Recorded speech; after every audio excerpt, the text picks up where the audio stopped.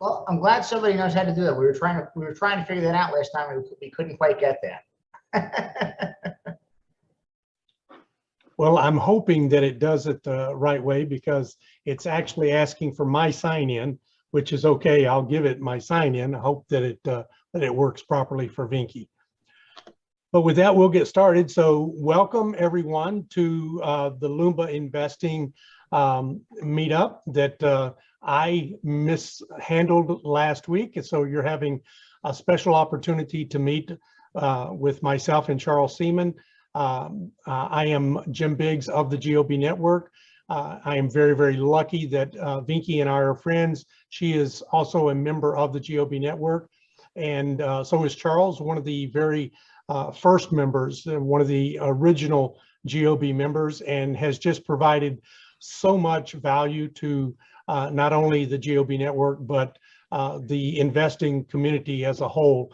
If you don't know Charles, you're in for a real treat today. He is a master underwriter, teaches a 3-hour live class every Saturday. And if you haven't been to it, you need to ask for a link on how to get there. And I'm sure we can drop that in the chat before this is over with. But you can always find Charles through the GOB Network also, and ask anyone that's a member. We're happy to get you in touch with him. And with that said, I know, Charles, you have some things that you wanted to cover specifically today, and I'm really excited to turn it over to you and let you introduce yourself to everyone out there in the intranets and say a little bit about you and what it is that we're going to talk about today. Jim, it's a pleasure to be here with you and with the rest of the GOB Network. Glad to be back tonight. And for anybody who doesn't know me, I'm originally from Brooklyn, New York. The accent might give it away. And I'm currently down in Charlotte, North Carolina, which is where I've resided for about the last 3 years. And my team and I focus on multifamily deals in the Carolinas, Georgia, Florida, and now we're just going to be starting to look in Virginia as well. So we really focus on the Southeast Mid-Atlantic region of the United States. And as we started out, we were looking for smaller and medium multifamily. Now it's larger, not large. And my role in the business is acquisitions and asset management. So I'm in charge of finding deals. I'm in charge of doing the underwriting. I'm in charge of building the broker relationships, and then ultimately staying on for the asset management and making sure that we hit the targets we're projecting. Which in some ways I guess is good because I can just have a quick conversation with myself and discuss what the asset manager is thinking as I'm underwriting the deal. So that makes it really efficient.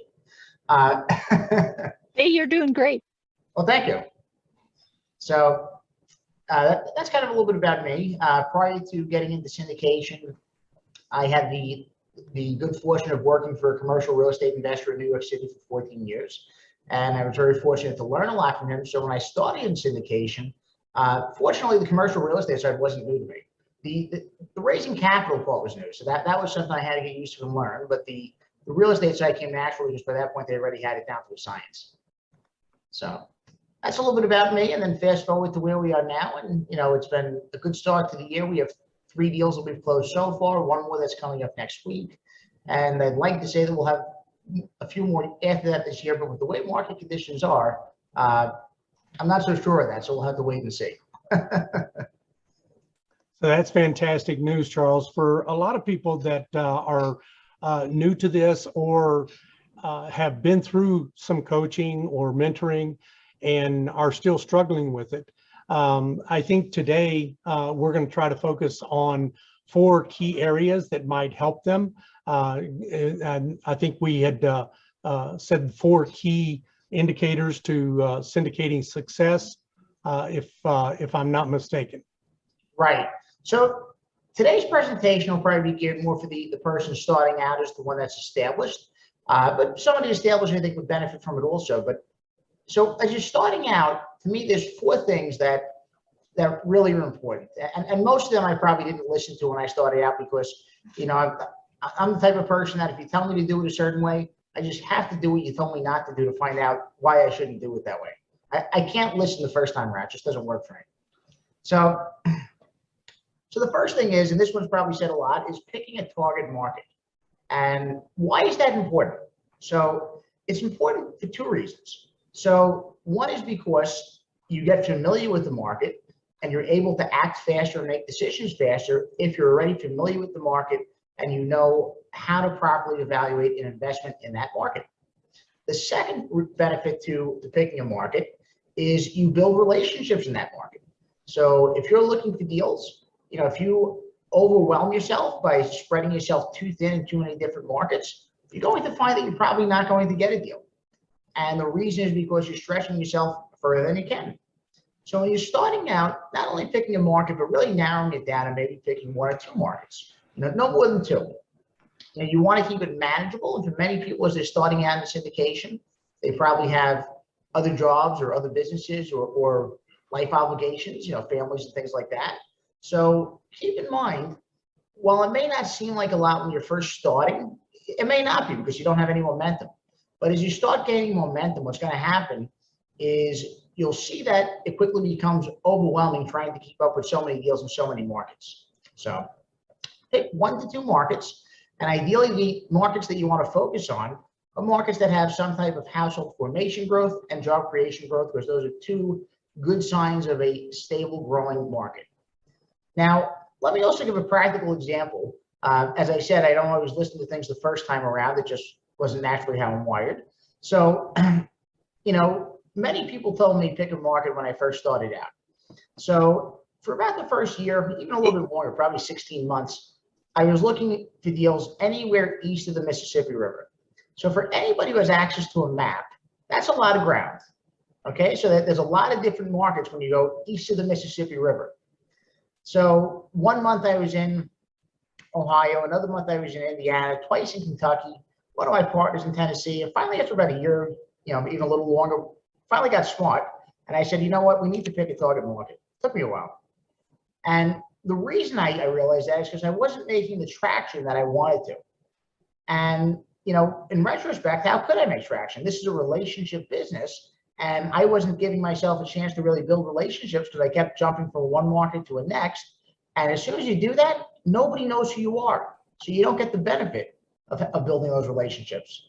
When you're looking in 1 or 2 markets, eventually the brokers get familiar with you. They know your name. They get familiar with your company. And they start believing in you. Even if you haven't closed the deal, the fact that you're consistent and you come back over and over again, you look at deals, you put in offers, they start to believe in you. They may not fully believe in you, but they start getting there little by little, and you earn their trust, and eventually they'll wind up giving you a deal. Okay, so then the second thing is finding partners. And to tie into something from the first point, it's going to come down to time. So there's really 2 roles in this business when you're starting out. Really 3 roles, but the third one won't be essential starting out. The first one is finding deals. The second one is finding money. And the third one down the line is eventually asset management. But starting out, you don't really, it's not absolutely essential because you don't have any assets to manage. So as you're starting out, you need somebody finding deals and somebody finding money. Most syndication groups have anywhere between 2 and 4 partners. There are some that do it solo, but those are definitely the exception. And depending on how many partners you have, that's going to depend on how you divide the workload up. So if you have 2 partners, you probably have 1 person finding money, 1 person finding deals. If you have 4, maybe you make those roles a little bit more granular. So maybe on the acquisition side, you have 1 person who's in charge of broker relations and bringing deals in, and the other one who's in charge of underwriting, because those can be 2 different skill sets, and not everybody enjoys or is good at doing both of those things. So always figure out where your strength is, be honest with yourself, what you're good at and what you can bring to the table, and then find somebody or multiple people who complement your skill set with what you need. So if you like being the social media guy, then you probably shouldn't be the one out there doing the underwriting. You should be out there building that platform and going out to start building a brand for yourself and the company and raising money. So figure out what you're good at and run with that. Because what you'll quickly realize as you gain momentum, it's going to become too time consuming for one person to handle all of these roles. If you're working a 40-hour-a-week job and if you have a family and you have different life obligations, most people probably only have 10 to 20 hours a week they can really devote to this if they're doing it as a side hustle. And unless you're independently wealthy, you're probably not going to dive into it full time. So find a partner or partners that you can work with, that you have similar beliefs and values with, and somebody that you can see yourself potentially growing with. So that's going to be important. The third thing is finding investors. So there's the old adage that if you find the deal, the money will come. And in certain regards, there's truth to that. When you start looking at $5 and $10 million apartment communities, it's not really as true. So if I was a wholesaler and I was wholesaling a single family home, and the single family home, I was able to get in the contract, but let's just use random numbers, say $90,000, and I want to wholesale it for $100,000 and make a little profit there. Could I go out and find somebody let's say I get in the contract today, could I go out tomorrow and find somebody that may have $100,000 and wants to invest in that deal? Absolutely. Is it to say that it's going to be the first phone call I make? No, maybe not. It may take me 15 days. It may not really be tomorrow. It may take me a few days. But I can probably find somebody with $100,000 cash that's willing to take that deal and invest in it. Now let's put it in terms of multifamily and specifically syndication. So for multifamily, so now let's say I go out and I find a 50-unit apartment community. If I find a 50-unit apartment and I get in the contract for $5 million, my equity raise is probably $2 million. So it's a lot easier finding somebody with $100,000 in reserve than it is finding somebody with $2 million. Not that many people have that type of liquidity. Some do, not most. So the second thing is, if you're syndicating, one thing that's very important to understand is that syndication involves selling securities. So even though there is investment in real estate, and that's obviously a crucial point of it, it's certainly not the only point. And being that there's securities involved, there's different laws, there's different rules and regulations, and there's different governing bodies. So in many cases, it's illegal to go out and meet somebody and present them an offering if you don't have a pre-existing relationship. There are certain circumstances where it would be legal, but there's other ones where it would certainly not be. Does it happen in the industry? Sure, it does, but it's not something you certainly want to make a common practice, because eventually you probably will get flagged and it can get very expensive. So nobody wants that hassle. So make sure that you have somebody on your team, whether it's you or somebody else, that's finding investors and building up that investor bucket as you're out there finding deals. So do both simultaneously, so that way you're not scrambling at the end to fill that investor bucket when you finally find the deal. Then the fourth thing is key principal relationships. And to me, of the 4 points that we're discussing, key principal relationships are the single most important one when you're starting out. If there's any one thing that can help you build up your track record and your reputation faster, it's using somebody else's track record. When we're all starting out, we all have the same track record, nothing. And you can go out there and build your own. There's nothing wrong with that, but it's going to take you longer. So key principles, for anybody who doesn't know, that's the person or people that are going to be the ones who sign on the loan. They'll be your loan guarantors. And that's a big responsibility in and of itself. But if you do a good job building a relationship with the key principal, you can ask them, Mr. or Miss Key Principal, do you mind if I use your name and your track record when I speak to people? Always make sure you ask their permission, because it doesn't go well if you use their name and they don't know about it and they find out. So make sure you ask their permission, and most times they're probably going to tell you yes if you have a good relationship with them. So think of it this way: if you go to a broker and you say, hey, Mr. Broker, my name is Charles Seaman, I'm looking for my first deal, what do you have? Or if I go to him and say, hey, Mr. Broker, my name is Charles Seaman, I'm working with Jim Biggs, I'm Jim's local boots on the ground here in Charlotte, what do you have? Which of those do you think is going to get a more favorable response? And if anybody here thought the second option, you're right. Okay, so same thing with investors. If you go out and you speak to investors, it sounds nice being somebody's first investor, but nobody really wants to be anybody's first investor, especially now when it comes to a $50,000 or $100,000 investment. They want to go with somebody that has a track record, somebody that's established, somebody that's got a high probability of returning their money and hopefully making some money. So similar to the broker side, you'll find the same thing on the investor side. If you go to the investors and you say, hey, listen, this is my first deal, do you want to invest with me? A lot of times they may be kind of squeamish about it. You may get some that are jumping up and down, but not too many. But all of a sudden, if you say, okay, I'm working with Jim and Jim's done X number of units, well, that sounds a lot better. And it makes people more confident because now there's somebody on the team that has experience and you're selling that person's track record instead of your own. So because of that, you're able to catapult your own business that much faster. So those are the four high-level points. Jim, do you have any questions that you think maybe we should discuss and further elaborate on? Yeah, I think those are excellent points, Charles, and I would like to dig into them a little bit more. I know that oftentimes when people start investing, many of us, if not most of us, start off with single family investing, either buy and hold or fix and flip. And we're just, we're trained that that's where we have to start.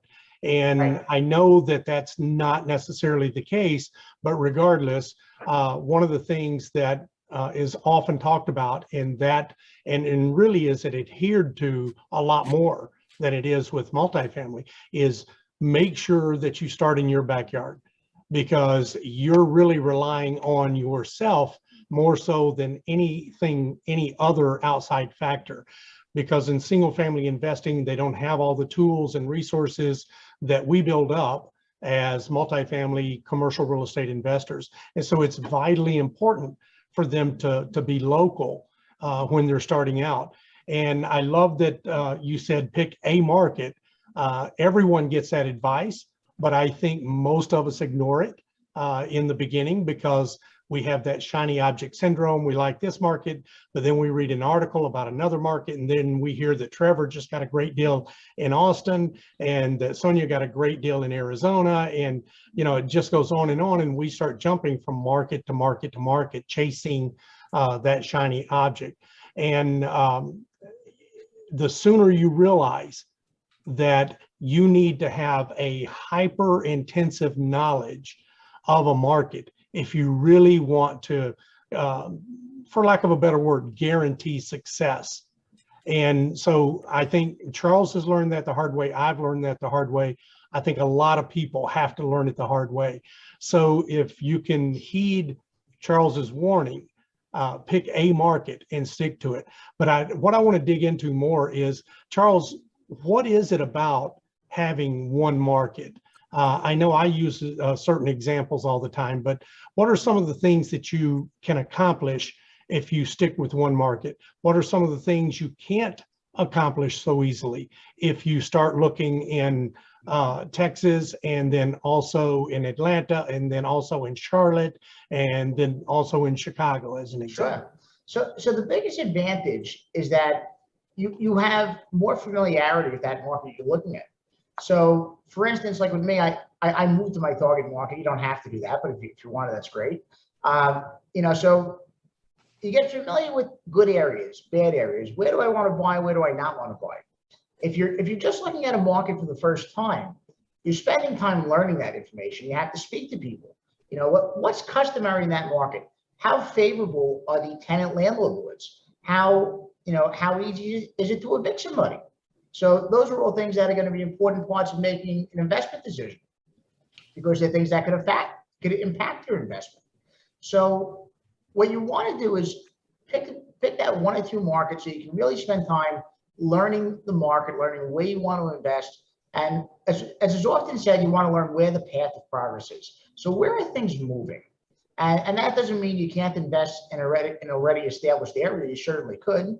But you want to see what's changing for the better. So I live in Charlotte. So we own a property in West Charlotte. And West Charlotte historically has been a rougher area. But one of the benefits I have is that I live about 7 minutes away from where this property is. And the area that I live in is an A area. The area that the property's in, you can kind of go on the border, maybe C minus D area, D plus. But what I feel confident in, and I feel confident because I know the market now after looking at it so long and spending time there, is that area is improving. So if I was still living in New York, which is where I'm originally from, and I didn't have any familiarity with the market, I wouldn't really know that from an outside perspective. If I didn't spend some time learning, okay, this block is good, this block is bad, and then what might happen? So then I might go in and I may look at a deal and I may say, this is a great deal. The numbers look good. But all of a sudden you go in there and you buy it and it's an absolute disaster. And what changed? Well, maybe you bought a property on the proverbial worst block in town. And by not having any of that market knowledge, you just may not have known that. There's only so much you can see on a Google map or on a crime map or any of those things. And you can still speak to people and get information, But it takes time for that to happen, because usually you're going to have to speak to multiple people. When I say multiple, probably dozens and sometimes hundreds before you really get to know a market well. You have to get different opinions and different perspectives on it. And you have to make sure that you have a firm grasp on where you want to invest in that market. Another benefit is pricing. You get to learn where pricing typically is in the market, and that applies to both sales and also how you operate a property. So every market's unique.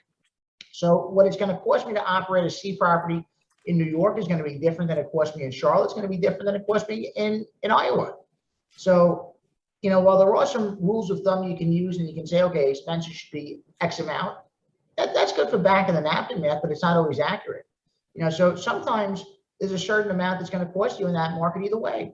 And, what it cost me to operate a property in New York would be significantly more than Charlotte. And what it cost me to operate in Charlotte would probably be significantly more than Iowa. So knowing the market and knowing what it's going to cost you is going to give you an advantage. One of the things I realized, and from doing some of the underwriting sessions and some people that are just starting out with those, I think what they lack is they don't have the confidence because they don't know the market. And sometimes part of the problem is they're looking in too many markets. So as you start looking in the same market over and over again, you get familiar with where things should be. Now, does that make you an expert? No, but it makes you more competent. And having that competency is going to give you the confidence you need to go in there and submit better offers and to sometimes be more aggressive and ultimately win a deal. So on that same vein, I know some of the advantages that you have when you're looking in a local market or a market that you're concentrating on, even if it's not your local market, is the fact that you know things from your daily commute to work. You see certain things every single day. You're the first one to know when there's a new coffee shop opening up that didn't make the news. You're Right. the first one to see when a new work is being done on a large construction project, whether it be a public project or or a private project, before that makes the news. And a lot of times, especially in this day and age, there's a lot of these things that never make the local news, and you can't find them on Google or looking at the local newspaper. But if you're in that market, you'll see those things just with your daily commute to work, your daily commute to the grocery store. And to Charles's point about knowing the path of progress, you can't do a Google walk the neighborhood street view and see what's going on day to day. That, if you're lucky, is less than a year old. And a year-old data does you no good whatsoever. Right. If you're in an ever-changing market in the path of progress.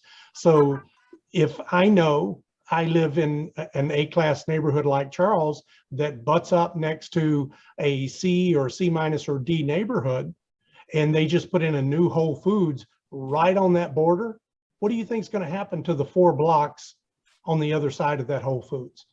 And you're never going to know that unless you're local or unless you're visiting that market all the time. When I decided to invest outside of Chicagoland and invest in Dallas, I went down there every month for 4 days. And I did that for about 18 months. And even with all of that time, there's still vast swaths of Dallas that I know nothing about. And I really can't know it unless I live there. And I love that Charles moved to his target market. I think Jake of Jake and Gino did the same thing when he moved to Knoxville. If you have a target market and you know that you're going to buy a lot of property there, and you live in a market where you know you're not going to buy anything, if Charles wasn't going to buy in New York, I think that's a really smart move to make if you're able to do it. But what are some of the other things about being local or about focusing just on one other market, Charles? Say, for instance, you're living in Charlotte and you decide that you also want to invest in Atlanta. So you're getting over to Atlanta fairly often. It's pretty close to you. You can either get there in a short flight or go there and back in the same day driving. What are some of the things that you can do, say, for instance, with brokers that you can't do if you're only visiting the market every once in a while to buy something that you think is hot? Jim, you touched on one of my specialties. You touched on one of my specialties and something else that's very important. So the specialty I was going to say is schmoozing. schmoozing goes a long way. And that may be a dirty word in today's society, but you know what? I get in front of brokers every chance I get. Most of the property tours I go on are probably for properties I don't even have interest in, but I go on them because I want to get in front of the broker. And if I lived in New York, I wouldn't be able to do that so easily because then I'd have to jump on a flight every time. That gets expensive. So it's a lot easier being local. And I'm not saying drive, 4 hours or across the country if that's where your market is and go to a properties you have no interest in. But by putting myself in or around the target markets I'm looking at, I'm able to easily get to these properties, within a half hour, an hour. So, okay, there's a little bit of time that may be lost for driving back and forth, but the benefit that I gain from just getting in front of the broker, I think, is even better. So yesterday, I took one of my better broker relationships out for lunch. So that's something that I wouldn't be able to do as easily if I lived in New York. And one of the things I do is I take my good broker relationships out for lunch or drinks probably every 2 to 3 months. I want to make sure that I get in front of them, that they don't forget who I am, and that we stay top of mind. So being local or being near the target market certainly helps that. Now, another point that Jim touched on, I think this is very important, especially for somebody starting out. Is there truth that you could invest in any market and do this and make it work? There is. But does it get harder when you need to jump on a plane every single time as opposed to being somewhere close that you can drive to? And when I say close, I'm not saying it has to be your backyard, but maybe 4 to 6 hours, something reasonable. Depending on what you consider reasonable. 4 to 6 hours within your market where you live is probably a good idea, so that way you could easily get to something. Now, granted, a 4-hour drive is not around the corner. You're probably blocking out a full day for that, but it's still a lot better than jumping on a flight every time you need to do something. When I lived in New York, when I went to Ohio and I went to Kentucky and I went to Indiana, I went to each of those times to tour properties. And for anybody who's been on property tours, you probably know that oftentimes you're not scheduling them 3 weeks in advance. When you go tour a property, it's usually, okay, I spoke to the broker, today's Wednesday, why don't we set it up for Friday morning? So when's the worst time to book flights? Within 48 hours of your flight. So that meant every time I jumped on a plane, it cost me $1,000, and that I was getting, lodging and food, things like that. So, a quick, overnight trip to go to a property all of a sudden cost me $1,500.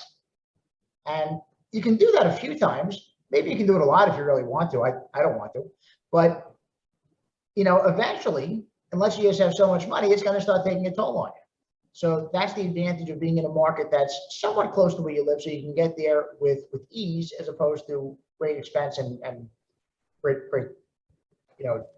toughness with the airline industry. Yeah, I agree with that 100%, Charles. And I'll go one step further. Oftentimes one of the pieces that we depend on heavily, but we don't think about it until after we found a few deals, is the importance of the relationship with property managers. And oftentimes when you're dealing with a market that you're not familiar with, that you've only been to a few times, you struggle trying to find property managers. And what you don't realize is that there's a lot of property managers that are not so easy to find on Google, not so easy to find. I was just trying, Trevor and I were looking for larger property managers in Houston. You would think it'd be the easiest thing in the world to Google large property managers in Houston. Mm-hmm. And we sat there for 30 minutes Googling and found 400 property managers, and not a single one of the ones that we both knew were in our space and were very large. And so that's just an example of something that you wouldn't know, but you will know in your target market. Because when you go, and even if it's a 4-hour drive, you're going to want to go there, I would think, at minimum once every month, and spend an entire day there. If it's a 4-hour drive, maybe even 2 days there, and schedule appointments every single time with brokers, every single time with property managers, and get to know those properties. And I would even say hyper focus on one part of town. Right. So that you can learn that, and don't move on to another part of town until you've learned it, and are there ways to overcome not being there? If I always say, I think your first market should be the one that you live in. And that is not always going to meet all the metrics that you want. So you want a second target market, you pick one that you know meets all the other metrics that Charles talked about. But even then, I think you're going to have to put a tremendous amount of trust in someone. You're going to have to put all of your trust in a broker or a property manager that's going to be your eyes and ears, that is local, that's lived there a long time, that knows every corner of that market. And you're going to have to trust everything they tell you and hope that they're not in it just for the money. Would you agree or disagree, Charles? Yeah, I would totally agree with that. And I think something else that's important, unfortunately, not just finding property managers, but finding good ones. And that can be tough. What I've come to realize, and I don't know if Jim and Trevor may agree with this also, but I find that for every one good management company I find at least 10 bad ones. And the less desirable assets that you're looking at, the worse the quality of property management companies. So if you want good property management, if you want the best property management companies, you're buying A assets in A areas. I don't know about you guys, but I'm not buying A assets in A areas. So as you start getting into the C properties and C areas, the quality of management companies often goes down. And especially if you're looking at smaller, 30, 40, 50 units, those are the toughest properties to find good management companies for. It's easier to find a management company that knows how to manage a 200 unit property, because having on-site staff makes it infinitely easier to manage something. But when you have a 30 or a 40 or a 50 unit property, you can't afford on-site staff. So managing a property with off-site management is tough. It's tougher than people give it credit for, but because of that, most management companies fail at it. And what you'll realize is that if you're not on top of some of those companies on a regular basis, they can very quickly have performance drop off. So it helps having somebody in the market, whether it's yourself or another partner, but somebody who could look and kind of be an extra set of eyes, like Jim was saying. And sometimes when you go there and you visit the property, you don't announce it because you don't want them to know that you're coming. How does the property run every day? Because you want to make sure they're doing their job every day, whether they know you're coming or not. So how does it look on Thursday morning when they don't know I'm coming? Is there garbage all over the place? If there is, that's never a good sign. But when you walk on the property, you want to get the impression that, okay, the place looks clean, this is good. Think to yourself, is this somewhere that I would live? If the answer to that question is no, then the first thing is to figure out why not, and then see what can the management company do to do a better job of that. Yeah, and I think there's something to be said, Charles, especially on these smaller assets. If it's in your backyard and you're driving by it every day, you're going to have a lot more impact on the way that property is managed than if it's a property in Austin and I'm never there. I will say, moving on to the second point in the four key areas of success for syndication is the team. And I think it's important not only to find team members that Charles said accentuate positive things that they do that you don't do very well, finding partners that don't have all the same strengths. But I will also say that I think one of the best strategies in partnerships is once you know somebody and you know that they are excellent, say for instance, Charles and I decide to partner up. I know Charles is excellent at underwriting and I'm not. But I also know that Charles is local boots on the ground in a great market. And so he can be the eyes and ears for everything that we want to buy in Charlotte. And I can be the eyes and ears for everything that we want to buy in the Midwestern markets close to me. And we both have different skill sets. And so if you have 4 team members, I would personally try to find team members that are not in the same market that I'm in. And I would say to that team, we're going to concentrate only on these 4 markets. It has to be a market that we are collectively boots on the ground. Is that a strategy that sounds faulty, Charles, or can you poke some holes in that? Good. I personally am a big fan of having somebody in the market. Initially, so after we decided to pick a target market, I had made the decision that I was going to move to whichever market it was. So in retrospect, I'm kind of glad it was Charlotte. There certainly could have been worse spots, but but it gives you a competitive advantage. I'll give you an example. For instance, the second deal we got, it was our smallest deal, but nonetheless a deal, and it was a deal that was a big stepping stone to the broker that's actually a single desk broker relationship now. And on that deal, one of the reasons we got it, probably the largest reason, is that we simply moved faster than the other group. It was an off-market deal. The other group was not local. I think they were in Texas. So they had the disadvantage of needing to jump on a plane.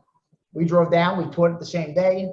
And because of that, we locked it up and just got an offer accepted before they even had a chance to look at it. So that was one of the advantages you can get from having that local boots on the ground presence and just being able to build those relationships. Yeah, agree 100%. I had a similar story. A friend of mine that lived in the market in Dallas had a broker call him and say, hey, we've got a new listing coming out in a few days, and you're one of my people that I always call. And because this investor knew the neighborhood very well, drove through that neighborhood on a weekly basis, knew exactly which asset they were talking about, knew the pluses and the minuses of that asset. And when the broker told him what the whisper was, he immediately drove by the property just to make sure nothing had changed overnight since last week and put in an offer and took that property down before it ever went public. But he did that because he had boots on the ground, he was local, he had great relationships with brokers because he was local, and he was part of a good team. So we're starting to run out of time here. I don't want to miss out on digging into any extra pieces. And we've got 2 pieces left, which is finding investors and finding key principles. Of all of these 4, Charles, I'd be curious, which one do you think is the hardest? The hardest, good question. So I would actually say the hardest one's probably going to be finding investors. It's interesting that there's an abundance of capital out there now. So there's definitely no shortage of that. But I think it's often a challenge starting out because you have to prove yourself and you have to build a track record. And that's going to take you time. Yeah. It'll take time for people to trust you. Like for instance, even with us, I've been at this for about 5 years. And it took me 2 years to close my first deal. So about 2.5 years since then. We just recently went full cycle on our first deal. So sometimes it'll even take you that long to really build credibility. Because the thing is, there are some investors out there that even if you've been in a deal, they don't want to invest with you because they don't know that you can deliver. They want to see that you went full cycle on something because they can say, oh, well, this guy delivered X return to those people. So as soon as you can do that, you become more legitimate, and that takes time. So you'll be able to find investors. There are some people who will invest you earlier, but then there's others who are going to sit on the sidelines. And there'll be people that will literally watch you. You won't even know we're watching you. And maybe eventually after you go full cycle on a deal or 2, they get in contact with you. So I think just due to the time horizon, you'll be finding investors. I love what you said, that it's not fast. I think that not only is that the hardest aspect of this business for most people, but it's also one that's a long tail. It's extremely unusual to win those investors over quickly. And if you're going to build a brand or a media presence or a team, you should be counting on doing that way ahead of finding deals. You literally, from the standpoint of finding a deal, you could find a deal tomorrow to buy. Right. Are you going to feel that it's the greatest deal you've ever come across? I don't know about you, Charles. I haven't felt like that in 10 years. Every deal that I bought, I felt like, okay, we've got our work cut out for us. Right. It's kind of what I've told everyone we bought too. Yeah, it's still a seller's market. So you need to start well ahead of when you actually find a deal. And I would say for everyone that's listening, even if you're not a person that does well with raising capital, everyone on your team better get comfortable raising capital, even if one of you specializes in it. Even if it's only one of you that's taking on that role, all of you are going to have to get good at doing it. Just like all of you are going to have to understand underwriting. You may not be doing the underwriting every day, but you have to understand it. And so attending one of Charles's Saturday classes once in a while, or watching some of his videos on the GOB network. If you're the capital raiser, you need to be doing that so that you understand the deal, because you ultimately are going to be responsible for pitching it. So you have to understand some of it. And I think that the key principle piece is also building those relationships. It's going to take you a while for people to trust you, trust your underwriting. So the more you do to have a team around you, that I think that your combined strength says something about your capabilities. And I know we're all teaching, all of the programs out there are teaching you, go after a C plus value add, somewhere around 100, 150 units in a growing market with population growth, job growth, income growth. We're all teaching the same thing. But I'm telling you, I think your fastest journey to 100 doors is starting small and growing exponentially. So Charles, and you guys have heard me say this over and over, it take you a year, maybe 2 years to get your first deal, because why would the broker sell you a deal? Right. So keep in mind, guys, brokers work off commission in most cases. And what that means is that they're not going to be nearly as excited to deal with you when you tell them you came out of a 3-day weekend seminar as you'll be to deal with them. So they're going to want to deal with somebody that they know can close, because there's only so much time in the day. And what they know is that, okay, if I want to feed my family, this is what I need to do.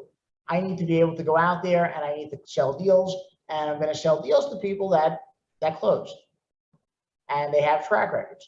So it's going to take you some time to really crack that glass ceiling and get on their radar. So the sooner that you can work with somebody else that's already done that, the sooner that you'll be able to fast track your own success. Yeah, I agree 100%. And, it doesn't matter how you get to 100 doors. It only matters that you do.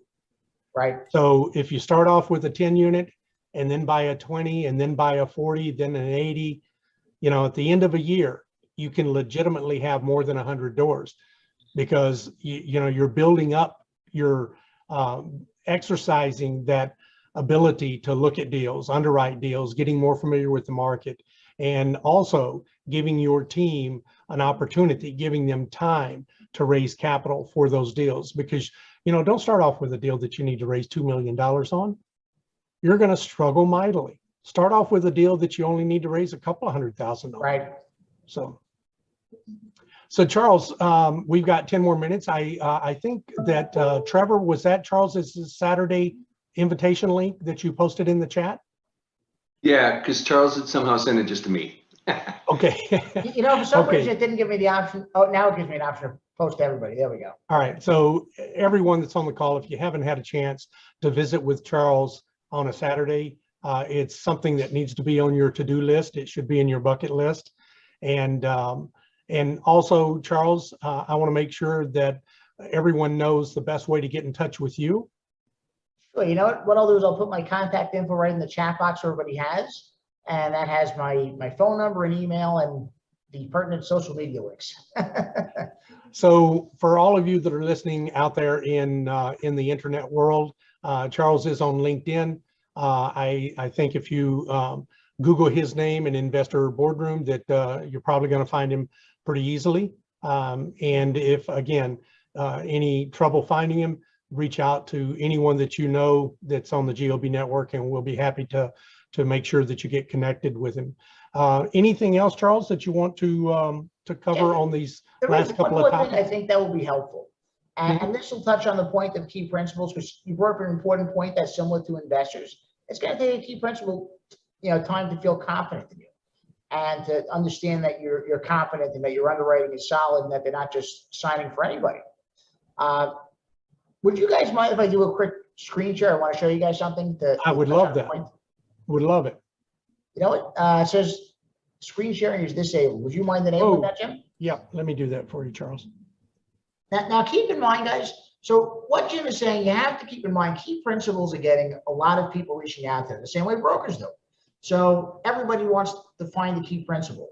So what do you do to make yourself stand out? Okay, I'm going to tell you the first thing not to do.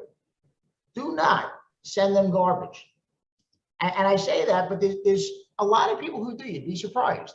When you look at a deal, keep in mind, it's your responsibility to look at the deal and to vet it and screen it before you send it to them. You shouldn't be sending them something that you downloaded from a broker's website, because that doesn't show any initiative. What you need to do is you need to go through it, you need to screen it, and you need to make sure that it's worth their time. So the first deal I did, ironically, was actually brought to us by our key principal. Strangely enough, I didn't bring it to him, he brought it to me. But the reason he brought it to me is because for the better part of a year, we were looking at deals with him. And I would regularly send him deals because I wanted him to know we were active, we were looking at things, we would put offers in. And for one reason or another, the offers wouldn't get accepted. So, but he knew that I wasn't just wasting his time, and he knew I was doing my homework and not just putting garbage in front of him. So because of that, he lives in the Atlanta market. Most of his deals are in the Atlanta market. And he got a 92-unit deal that he didn't want because he was doing 200 and 300 and 400-unit deals. So he had no interest in a 92-unit deal. So he sent it to me and to our team. And that was actually how we got our first deal. Even though I looked at 150, 200 deals, it wasn't a deal that I looked at that we actually did. So I'm grateful for that, but that's because I made a good impression. Now let me show you guys something here. This is an email that I sent to a key principal in early 2020. This was actually for a second deal, the one you heard me mention before, a 48-unit deal. Now, in the email, what I want you guys to do is just use this as a sample for your own framework. When you send something to people, now let me further state, what you're going to see on here is very lengthy. So I'm not even going to tell you the key principal is going to take time to read this. Sometimes they will, sometimes they won't. But they'll appreciate knowing that you did your homework. It makes them feel confident that you went to the effort. So what I did was I gave them an outline of the story behind the deal, different documents we had, our summary of what happened on the property tour, the property management company we were planning to hire, different rent comps, crime in the area, city planning, financing, projections. So we laid everything out. So that way he didn't have to do any homework. If the sponsor has to go out there and do the homework, then they don't need you. They can go out there and do that themselves. So you have to do that homework for them beforehand. And you have to let them know, this is why you should be partnering with me. You have to do something that's going to make yourself stand out.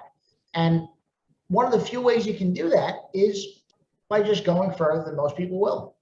Make sure that you dot your I's and you cross your T's, and that you're sending something to them that you'd be proud of. Yeah, I love that, Charles. I can't tell you how many underwritings or just emails I get that say, hey, I've got a great deal in X market. I think it's a 2X equity multiple, and we can probably get a 7% cash on cash, and that's it. And they, don't send me any information or links, no market reports, no rent comps, no nothing. And then, they want me to get on a phone call and dig all of that out of them. So take Charles' advice here and take a mental snapshot of all the things that he just showed you on this letter. And these are, I would say, if you want a key principal's attention, the minimum things that you should be doing when you present them with a deal. Yep. Great stuff. So, looks like Arthur might have a question. I see he has his hand up. Thank you. I appreciate that. I missed it. Arthur, go ahead. Thank y'all. Do you guys have a guide or literature or something on the G Drive to suggest for managing a property if you plan to initially obtain 20 to 30 unit properties so you won't have a property management company? Well, first off, even if I had that small a property, I would have a property management company. If you've never managed a property before yourself, I do think it's a valuable experience. I would start with something very small, very manageable. Ideally, you hear of people house hacking a duplex, a triplex, a 4-unit. For me, that if you want to get into this game quickly, get a 4-unit and get a HUD loan at 97%. You don't need to raise any money, and you can move into one of the units. You can learn to see all of the things a landlord has to do and go through, and Yes, keep sir. your eyes on the property. And you can quickly, within 90 days, move into another property, another 4-unit or maybe an 8-unit. But you need to start developing even a local person. Now, typically on these small assets, you're going to find it's the local residential realtor that has property management. And are they going to be the best? Are they going to be professionals that we deal with on a 100-unit property? No. But they are able to liaison directly with the tenant and take a lot of work off of your plate. But you're still going to find out that even as an asset manager, managing the manager on a small asset like that is going to take a lot of your time. Really? Have you had any experience with that, Charles? You know what? I can't really say that I do. The 48 unit was the smallest one that I managed, and we did have a management company on that. We're actually in the process of trying to take some things in-house now, but you know, it does get a lot tougher when you don't have full-time staff. I think a lot of the points Jim made are very valid. You know, and I think if you have the capability to go out there and buy multiple properties within a short distance of each other, that makes it a lot easier to be able to potentially hire somebody to manage those properties. So if you have several properties, then it should make up for not being able to just have a property manager for one property. Like I may have Assuming four that they're complex. close enough where you can get to within a reasonable distance. So if you have 3 properties and they're each an hour apart, that's probably not a good fit. But if you have 3 properties and they're, you know, a 10 to 15 minute drive and altogether you're 35 minutes in, you're probably fine with that. Because then it's simple enough where you can have your staff bounce around from location to location as they need to.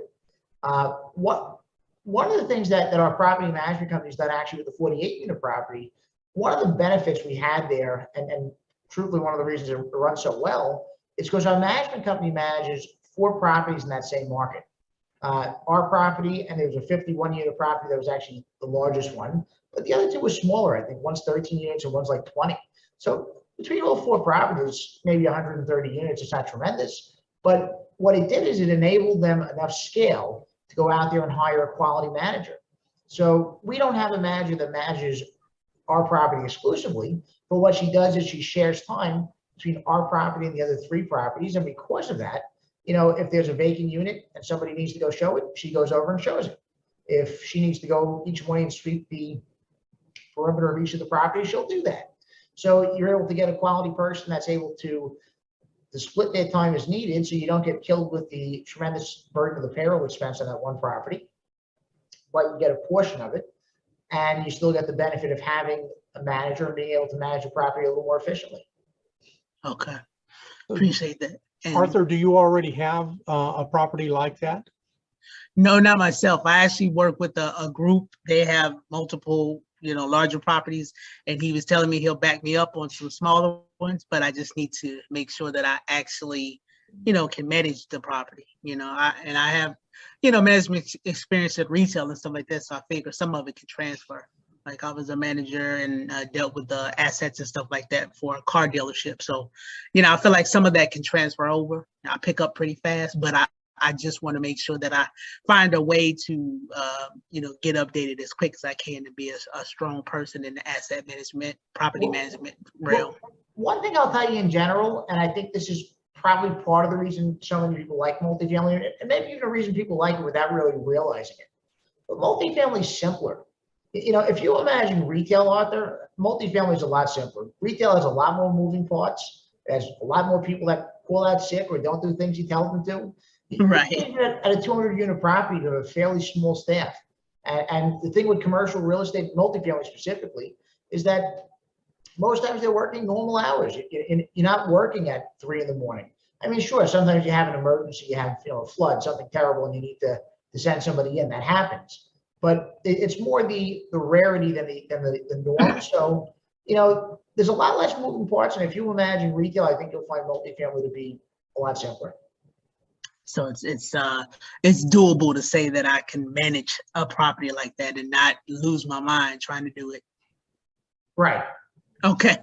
And then the other thing that I had was, do you guys have any nightmare deal stories that you overcame?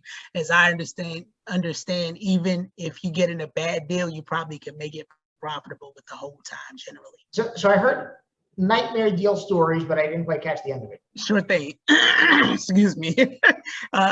Do you guys have a nightmare deal story that you can that you overcame? As I understand, even if you get in a bad deal, you probably can make it profitable with the whole time generally. Jim might have something more to your point. Thankfully, let me not jinx it. I don't have any nightmare stories Knock on something. from when we actually own the property, but we've had a couple of rough go-arounds recently as we were on the contract getting to closing.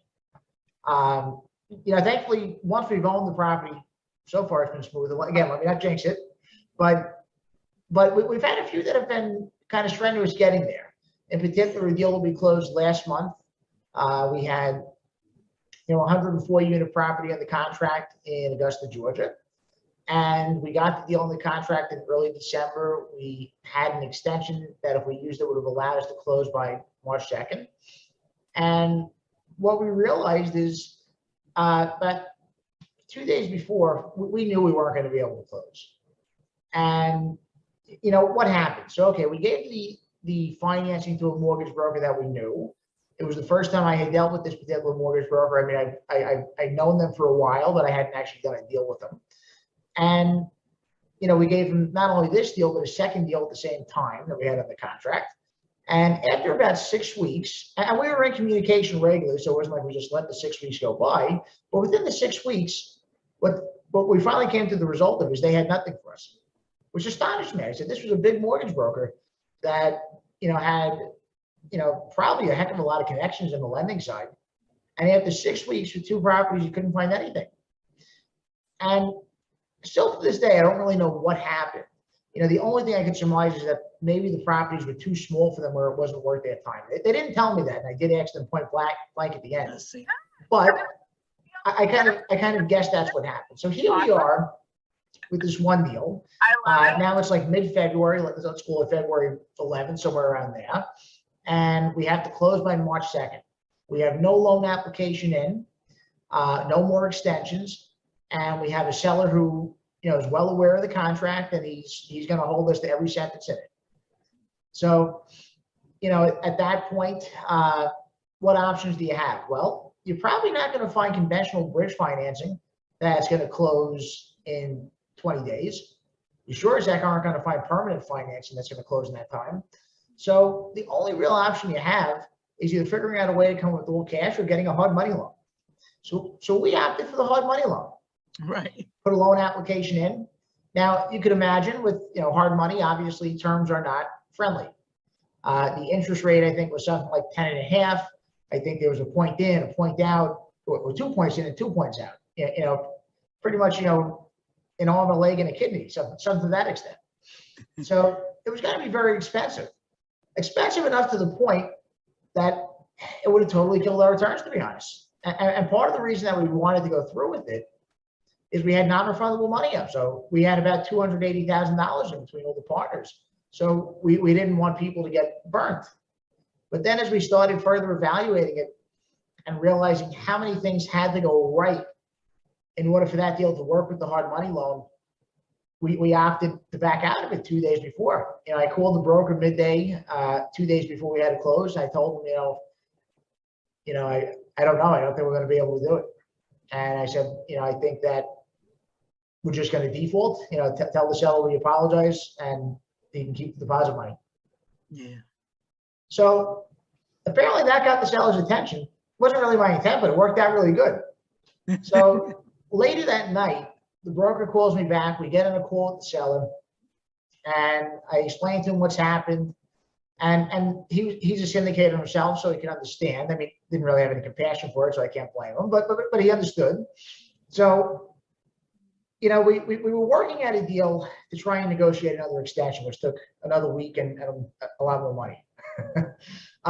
So we finally get to that point. We negotiate the extension, and they give us another 45 days with the option for another 15 at a very high cost. So we wanted to do whatever we could not to use that additional 15 for sure.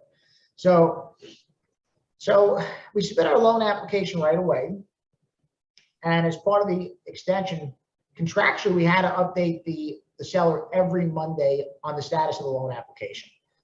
So if we didn't do that, then that would have been considered a default.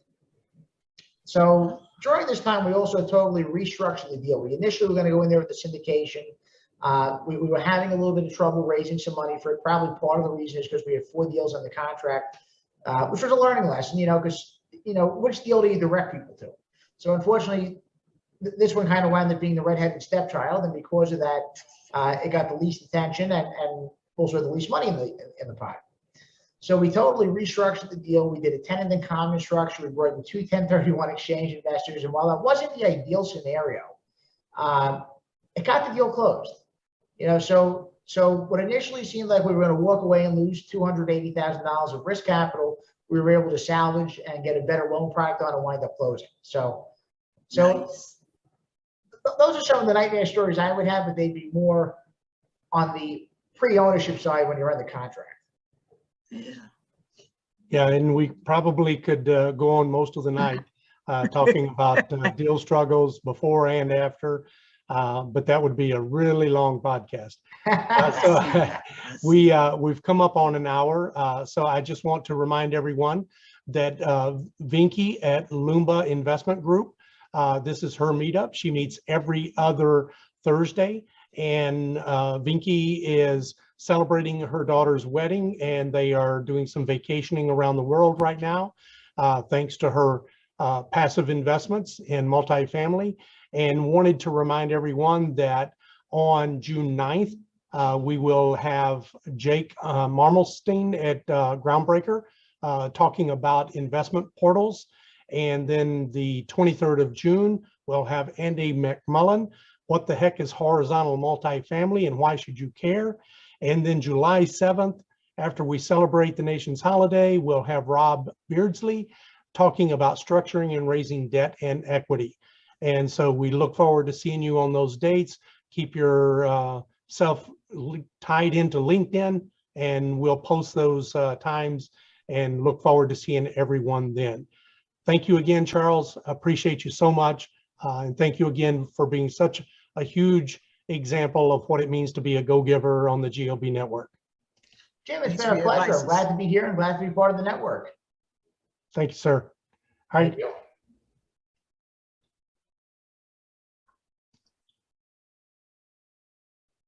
Take it easy, guys. Thank you, John.